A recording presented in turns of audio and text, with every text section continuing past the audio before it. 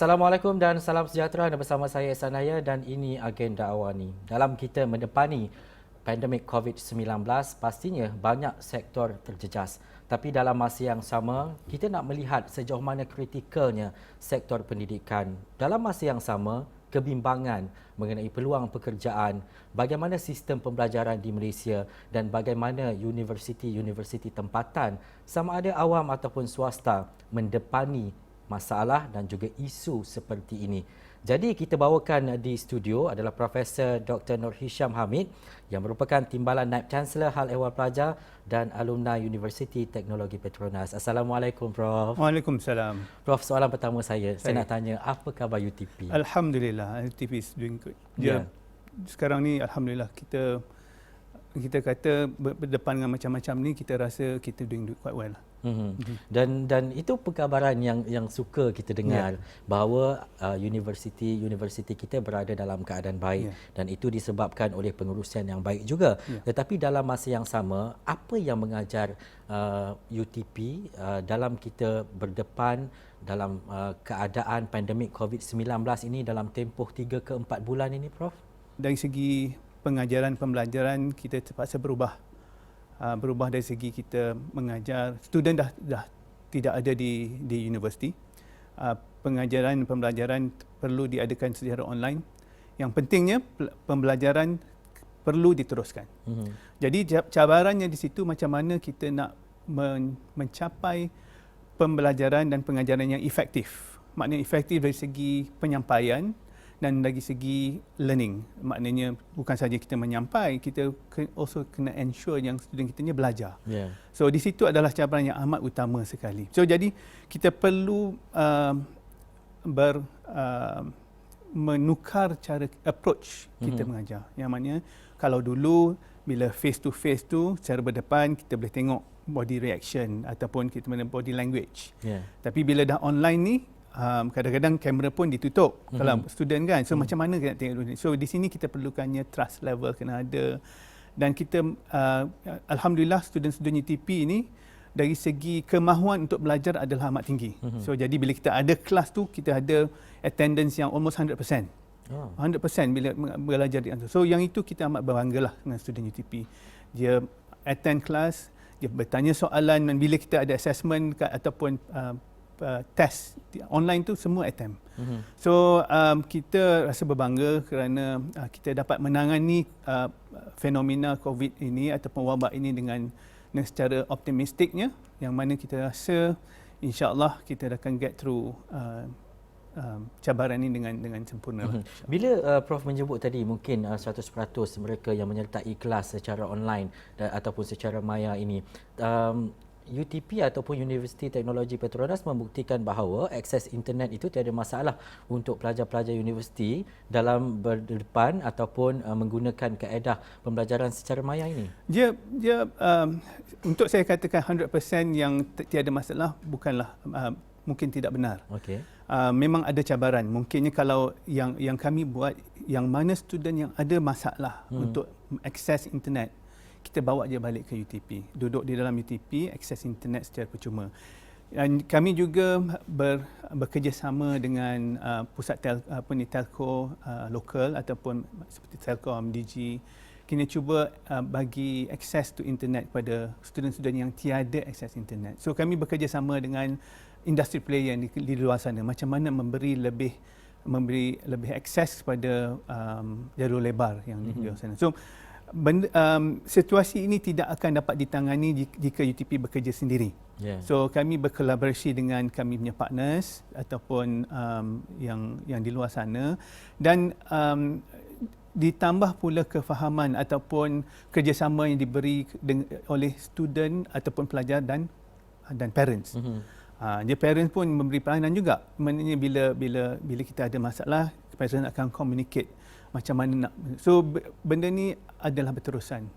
So tanpa kerjasama semua pihak, benda ni tak akan berlaku. Betul. Prof, dalam kita berdepan dengan situasi ini kan Prof, kita tak boleh nak senangkan hati semua student yang ada, bukan sikit 7 ke 8,000 student. Dan kebanyakannya mungkin ada rungutan sedikit, cerita kenapa tak boleh buat ini, kenapa UTP tidak menyediakan perkara-perkara seperti ini. Apa antara isu-isu utama dan bagaimana UTP tangani isu-isu yang dibawakan oleh pelajar ini? Dia isu yang pertama sekali yang kami cuba tangani adalah isu pembelajaran dan pengajaran. Itu seperti saya kata sebut tadi, dari pengajaran pembelajaran memang kami invest kita invest dari segi infrastrukturnya, dari segi accessibility-nya, dari segi pengajaran. Maknanya kalau dulu pembelajaran pengajaran dibuat secara face to face, now tenaga pengajar terpaksa mengubah mindset yang mana pembelajaran pengajaran perlu dibuat secara maya. So di sini perlunya training and retrain of tenaga pengajar.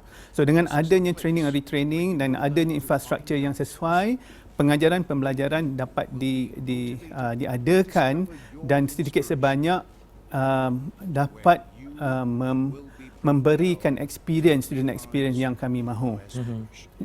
Itu dari satu sudut, dari segi sudut pengajaran pembelajaran. Dan kami juga tahu dengan adanya pengajaran pembelajaran secara maya ini, adanya isu-isu mental health ataupun yang dari segi bila duduk di rumah tu suasana tak sesuai. So jadi kami pihak UTP mengadakan mental health support ataupun maknanya kita ada counselling, psychology supportnya yang mengatakan budak-budak ada pelajar-pelajar boleh call. Boleh call, meluahkan perasaan dan beritahu dia ada masalah begini begitu atau rumah tak sesuai, dan kita cuba address. Maknanya kita kerjasama dengan student pelajar dan kerjasama dengan parents ataupun ibu bapa, macam mana kita menangani situasi ini. Dan ada lagi satu area yang mana student dah balik ke rumah, mereka kata okey, belajar online ni tak ada ke diskaun ke apa ke. Itu adalah salah satu soalan yang biasa kita dengar, bukan saja di UTP, semua universiti. Maknanya adakah tuition fee kita berubah ke. So kita address isu ni satu persatu. Yang yang paling penting kita communicate secara telus dengan pelajar-pelajar. Itu dapat kita tangani dengan secara berhemah. Alhamdulillah. Kita tahu kita belum bersedia sepenuhnya dalam menjayakan pendidikan hybrid ataupun pendidikan yang berkonsepkan dua hala, bersemuka dan juga secara online. Ada atau tidak UTP memikirkan kaedah seperti itu, memberi kepada pilihan kepada pelajar sama ada dia nak bersemuka ataupun secara maya dan sebagainya, ataupun kita sebut sebagai pendidikan hybrid ini? Pendidikan hybrid ini adalah, kadang-kadang bila kita tengok kejadian wabak COVID virus ni adalah satu pembuka mata pada bukan saja UTP, pada banyak universiti yang mana dulunya sangat senang ataupun sangat selesa dengan keadaan face to face. Tapi dengan cabaran COVID ataupun cabaran yang kita face selama 2-3 bulan yang lepas, 4-5 bulan yang lepas, kita rasa kita kena lebih terbuka. Kena lebih terbuka dari segi mindsetnya, lagi pemikiran kita dan dari segi infrastrukturnya. So, Alhamdulillah universiti kami, UTP telah mula bersedia. Maknanya kita dah preempt ataupun anticipate the need of having hybrid education. Yang mana kami moving from traditional, maknanya dari dulu kita mengajar chalk and talk, kita dah move into what we call facilitation ataupun maknanya active learning. Mana student akan pergi kepada internet ataupun pergi kepada video yang kami prepare, dia akan mentelaah dulu video ni, analyze dan datang ke bilik darjah ataupun dalam ke kelas, kita discuss. So dengan tidak kami plan itu supaya the initial idea is about having active learning, lebih contribution daripada student maknanya. Tapi dengan adanya di situ untuk mengadakan secara active learning, kita train student dan kita train tenaga pengajar, keduanya sekali. So di sini secara indirect kami telah prepare tenaga pengajar dan student untuk mindset yang mana kita perlukan hybrid hybrid education atau hybrid penyampaian secara hybrid. Mhm. So in moving forward, kami rasa ini adalah salah satu option yang kita mungkin kena tengok secara serius. Yang mana bukan sahaja face to face, dan juga secara hybrid mungkin another option atau pilihan yang perlu diberi pada student. Prof, pengambilan baru di UTP difahamkan dalam tengah-tengah bulan kita berdepan dengan COVID-19, iaitu dalam bulan 5 saya percaya. Tapi dalam masa yang sama, kalau kita nak bercakap berkaitan dengan senior yang mungkin berada di tahun kedua dan juga ketiga, dia dah tahu environment berkaitan dengan cara pembelajaran di UTP itu sendiri. Tapi ini mungkin cabaran besar untuk kita memahami student-student baru yang berada di semester 1. Apa yang UTP lakukan? Kami faham yang student-student baru perlu diberi exposure ataupun pendedahan mengenai UTP. Yang paling penting sekali pemahaman keadaan pembelajaran di UTP, keadaan situasi atau environment di UTP. So di situ kami berterima kasihlah kepada pihak kementerian kerana memberi kebenaran untuk membawa balik ataupun memberi pelepasan untuk student baru ini datang ke UTP. Pembelajarannya still secara online, tetapi paling tidak mereka berada di kampus. Tapi sebelum mereka balik ke kampus, kami telah adakan dipanggil online orientation, dipanggil virtual orientation. Di situ kami cuba expose pelajar-pelajar yang baru ni dari segi kalau datang UTP macam mana, kalau dari segi pembelajaran macam mana, finance dia macam mana. So kami telah exposekan student sebelum dia datang lagi. Bila dia datang masuk UTP, dia dah tengok semua tu. So penting sekali mereka berada di lokasi supaya mereka dapat experience ni. Ini kami dipanggil first year experience. Maknanya bukan sahaja kami mementingkan masa orientasi itu sendiri, tetapi the whole 1 year atau tahun pertama mereka di UTP mestilah diekspos dengan perkara-perkara ini. Sebab untuk kami is a transitional years untuk student ni. So mereka perlu dibentuk supaya dia dapat culture yang betul.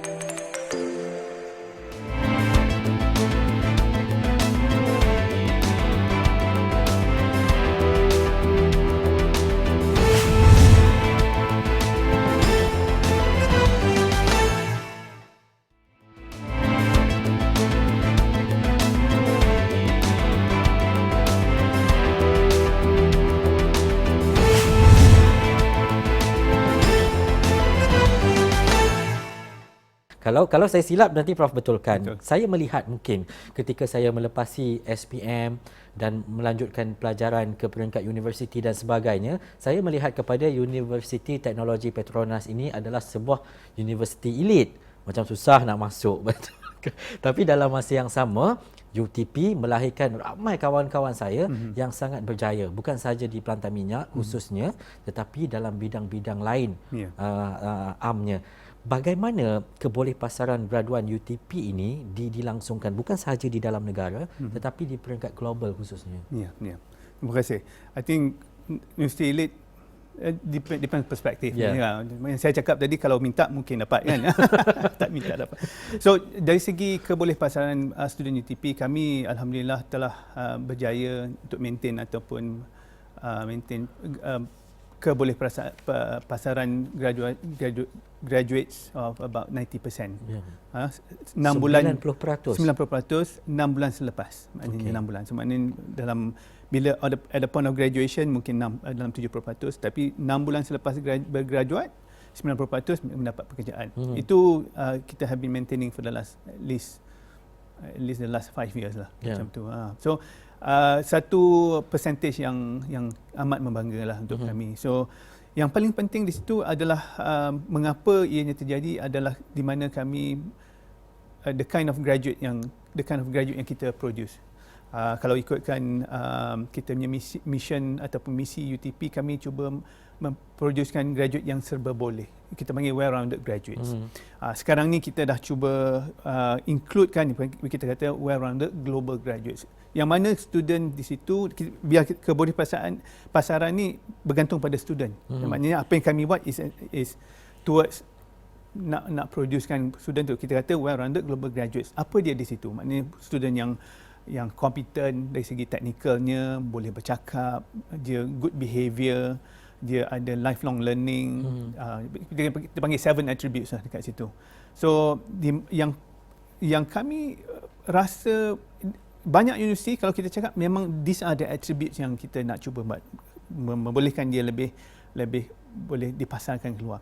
Tapi banyak input saya yang diberi is actually the attitudes of graduates tu sangat mementingkan. Maknanya mana UTP student ni, kalau saya tengok dari segi historinya, dia lebih boleh bercakap. Dia boleh bercakap, berdiskus, boleh kata lebih kreatif, lebih critical dengan dia punya idea. Kami cuba producekan student yang macam tu. In addition, kalau kita tengok dari segi program kurikulum kita ada internship selama 7 bulan. Saya rasa itu yang terpanjang yang ada di Malaysia, compared to other universities. Yang itu bila student tu pergi internship ataupun latihan industri, dia industri tu bila 7 bulan tu dia macam-macam projek dia buat. First kali dia akan expose to the industry, maknanya dia akan diberi pendedahan apakah industri. Contoh kalau dia pergi oil and gas, dia akan beri pendedahan pasal industri oil and gas. At the same time atau pada masa yang sama, dia akan cuba come up with projek yang bermanfaat untuk industri itu sendiri. Yang maknanya so it's a win-win situation, bukan sahaja untuk student dan juga untuk industri itu. So di situ bila 7 bulan internship itu yang mungkin dia adakan di Malaysia ataupun di seberang laut, ada student kita yang pergi seberang untuk buat internship. Mereka develop ataupun mereka membentuk satu attitude bekerja yang lebih terbuka. So graduate kita bila dia balik pada internship, dia lebih fleksibel, dia lebih adaptable, dia lebih critical dengan dia punya kerja, communication skill lebih terbuka. So di situ saya rasa peluang yang kami beri kepada student untuk pergi internship memang menambah value atau value add to the student potential for employment kat situ. So di situlah Ya, dalam suasana bekerja, sosialisasi, keadaan dan juga struktur itu perlu betul. Saya percaya di UTP mungkin suasana environmentnya tu menjadikan seseorang lepasan graduan itu dia lebih baik dari segi akademiknya dan juga dari segi attitude ataupun sikapnya ketika di luar. Tetapi bila kita bercakap dengan persen daripada 10% itu, adakah disebabkan itu bukan dari segi akademiknya tetapi pembawaan dia, adakah itu antara analisis dan juga kajian yang disebabkan ada dalam kalangan pelajar yang tidak mendapat pekerjaan? Dia mungkin saya nak tekankan bila kita kata 90% 6 bulan selepas, tapi mungkin dia ada 10% mungkin dapat lambat sikit. Okay. Mungkin setahun selepas graduasi. So satu mungkin dari konsep dia memilih kerja sikit lah. Memilih, maknanya kadang-kadang yang kami cuba tekankan bila dia belajar chemical engineering tu kerjanya mestilah bersesuaian dengan chemical engineering. Jadi studentnya bila diterapkan macam tu, bila mereka bergraduate, mereka akan mencari pekerjaan yang bersesuai yang dengan itu, supaya apa yang telah ditekankan selama 4 tahun belajar di UTP itu diimplementasikan di industri, dapat dimanfaatkan oleh society dan also majikan. So di situ ada contohnya there are certain area dulu, contohnya dari segi eksplorasi minyak contohnya, mungkin dari segi dia punya employment rate mungkin a bit low. So di situ student bila dia tunggu lama sikit tu, mungkin after 1 year baru dia dapat kerja. So the 10% bukan dia tak dapat kerja langsung, cumanya lambat. Lambat sikit. Itu cerita dia. Sebab apa penting untuk kita faham dan juga UTP membuat kajian itu dan juga melihat kepada kebolehpasaran graduan. Tadi soalan saya ni lah yang tanya, kalau umur macam saya ni masih lagi boleh ke UTP atau tak, ataupun hanya untuk mereka yang di awal ataupun selepas SPM, matrik ataupun STPM sahaja. Kami di UTP kita ada lebih kurang about 15 to 20% pelajar-pelajar yang membuat postgraduate study, postgraduate study yang buat mastersnya, buat masters by research, masters by coursework, yang mana by classroom. So di sini kita ada different ages, maknanya berbagai peringkat umur yang datang belajar di UTP. So kami pernah ada a PhD graduate yang graduate at age of 60. So tak ada age ataupun umur tidak menjadi ukuran untuk datang belajar ke UTP. Cumanya of course lah, kalau nak belajar undergraduate at the of age tu boleh sahaja. Cumanya kita akan tengok balik qualificationnya, kesesuaiannya. So again, nak apply boleh saja.